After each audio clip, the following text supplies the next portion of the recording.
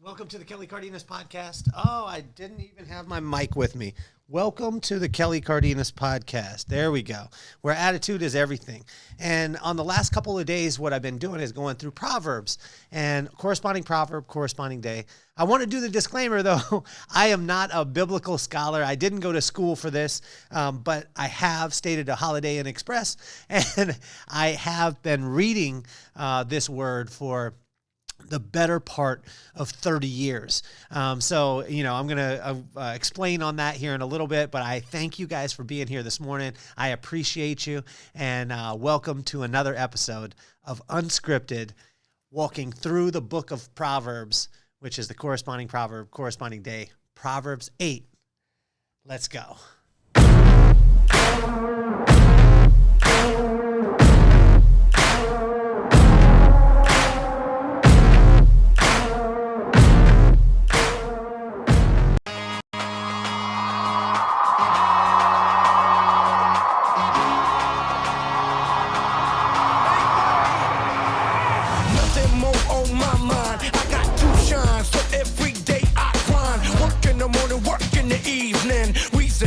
Cause we believin', it's for certain, we put the work in.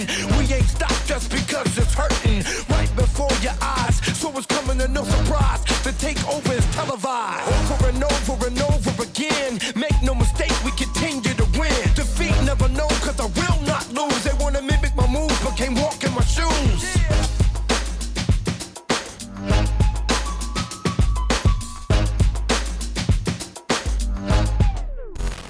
Jump right in. Proverbs 8, it's January 8th, and we're doing the corresponding proverb for the corresponding day.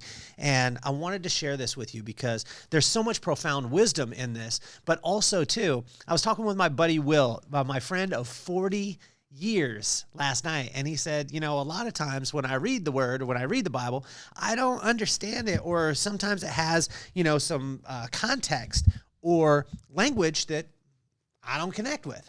And so what I wanted to be able to do is, for me, I grew up not writing that well, not reading that well. But my dad would always tell me, my pops would say, just read one word, feed on the word, and just do one thing. And here's another disclaimer. This is not about religion. It's not about church. It's not about any of those things. It's simply about wisdom and seeking wisdom. I read a book a couple years ago, and it said that if you simply read the corresponding proverb for the corresponding day, and you did this over the course of the year, it would triple your income. Well, it piqued my interest. And I didn't go at it just because the income side of it, but I wanted to see what was inside of Proverbs. And what I started to see was unbelievable. Yesterday, I said that I've been doing this for the last 3 or 4 years, but I actually checked in a Bible yesterday that I was looking at in Proverbs, and I have been doing this since 1997. I have not been as consistent as I would like to be, so don't judge me on that part. But let's jump right into Proverbs 8. So Proverbs 8 is wisdom's call. And wisdom's call, it's amazing because it seems like wisdom is very, very patient. And I don't know about you, but I'm a knucklehead a lot of times, and I hear of certain things, and I don't want to believe them until I'm ready. And it doesn't mean that they're not true. It just means that I resist them until all the situations in my life are where they need to be till I say, yes, that is truth. Well, it's amazing because wisdom is so patient. So in the first point that we want to hit today is the awareness of wisdom, and that's from verse 1 to 4. And I would invite you to read through these things. Sometimes you're going to read them, and it's going to be, say, King James, and it's going to be very Shakespeare. But what you'll find is when you start reading the Word, when you start reading Proverbs, not from a religious standpoint, but just from I would even say, even if it's from a business standpoint, if you're struggling in your business, you're struggling in your relationships, you're struggling wherever, or you just want to lift up, read just Proverbs, but read it from a point of that you want to get wisdom. So in verse 1 to 4, it's all about awareness. It's about letting you know that wisdom is calling out to all of us, and it's calling out to us all the time. Point number 2 is the advantages of wisdom. And there's a breakdown in this. There's 2 different sides to it. From verse 5 to 12, which is kind of cool. I've got the word right here. From verses 5 to 12, it talks about the advantages of wisdom, and here we go. So the advantages of wisdom, let me see here. No, I don't want to do that. Well, I've got them right here. It says prudence, trustworthiness, discernment, knowledge, discretion, right? So these kind of things are massive because when you look at it, or when I look at it, prudence, being able to stay back from things that aren't the greatest for you, trustworthiness, discernment, knowledge, discretion. It's amazing because wisdom's call, there's never any downside to this. There's not a situation where I think, oh my gosh, like that thing that it's talking about or wisdom is talking about is probably not for me. And from verse 13 to 21, it's nice because it talks about the rewards if you find wisdom. And it says right here, it says in verse 17, I love those who love me, and those who seek me will find me. It's pretty simple, right? Because if we're seeking wisdom, we'll find it. Now, it's amazing because you hear in the personal development realm, whatever you're seeking is all seeking you also. Well, that comes right from the text of Proverbs 8. Right? I was talking with my buddy Will yesterday, and I said that, it's amazing because we did Proverbs 7 yesterday, and if you haven't watched that episode, I would suggest that you go back and watch that one. And if you go back 2 episodes from now, you'll watch Proverbs 6. And in Proverbs 6, it was right in line with Tipping Point, Malcolm Gladwell. It was incremental gain, tipping point, exponential gain, or incremental growth, tipping point, exponential gain. And then yesterday in Proverbs 7, it talked about things that you should do to protect yourself and to protect wisdom in your life, and then all the things that will happen in your life that are coming as far as the circumstance. And then it reminds you to go back and to do these little things, and it'll save you. Well, it's amazing because if you look at the book of Atomic Habits, these are books that are written, which is amazing, and it's written in today's text, but a lot of the principle-based things are taken right from Proverbs, and I always like to go to the source. So the advantages of wisdom, let's hit them again.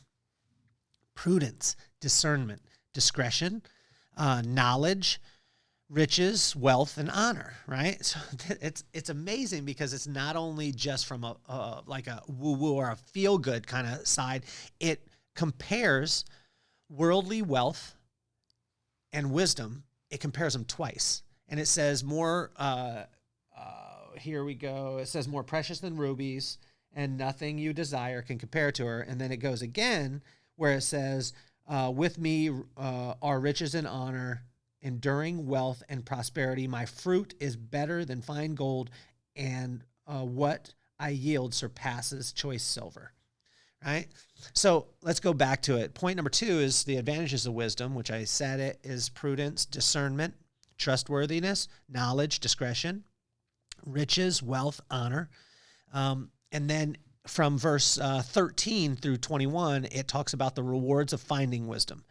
And the rewards of finding wisdom are not just in the riches and honor, but it's also when we look at it in verse 15, by me, kings reign and rulers issue decrees that are just, and nobles, all who rule on earth. Guys, it's amazing because wisdom, first, it gives us the awareness that, hey, I'm calling out for you. Number 2, it gives the advantages of it. And then it says, hey, here's the rewards of it. And then what I loved in point number 3 was, let me go to this. Point number 3 was wisdom's history. So if you question wisdom's history, it goes through from verse 22 to 31. It just talks about the whole entire history of wisdom, right? And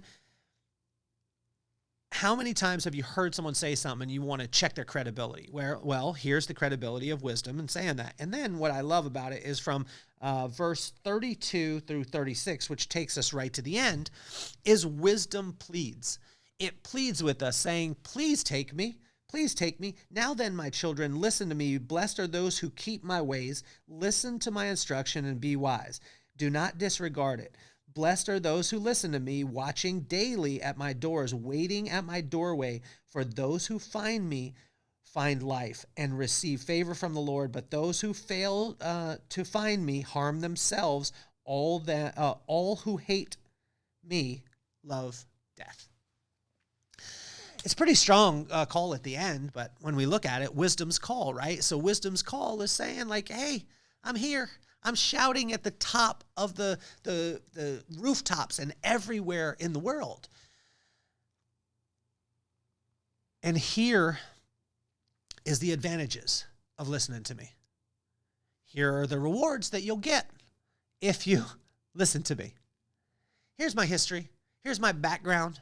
Here's what I've done. Here's my street cred, if you would take it that way. And then finally it says, like, let me just plead with you. Please let me have wisdom. Let you have wisdom, I should say. And so how can we get wisdom? Well, the cool thing is, we talked about it yesterday, the fear of God, or the respect. So change that word, not fear and trembling, but fear as far as respect. So if we respect the Lord, he will give us wisdom. That's what he says. And it's amazing because more than any money that we could ever have, it's better to have wisdom than it is to have money, because if you have the wisdom in business or in relationships, you can cause those businesses to flourish, which will cause the result of that will be financial gain. But if you focus on the financial gain, you won't get the wisdom. So seek wisdom at all costs. I want to finish with a quick story. I had a friend, his name is, man, I'm at a loss here. I had a friend in Germany, and he took me into his office and he showed me his whole office, and I looked around, and it was amazing. And he shows me this Picasso, and I looked at it. And a lot of people have a Picasso, but most people don't have a real Picasso. But this was a real Picasso, and he said, "Kelly, let me tell you the story about that picture." And I said, okay. He said, I was a young lawyer and I wanted this, I did this case, and the guy came to me and he said, you can either have one of two things. You can take the money that I owe you, which at the time he said it was about $5,000, and he needed it because he was young and he was just got married.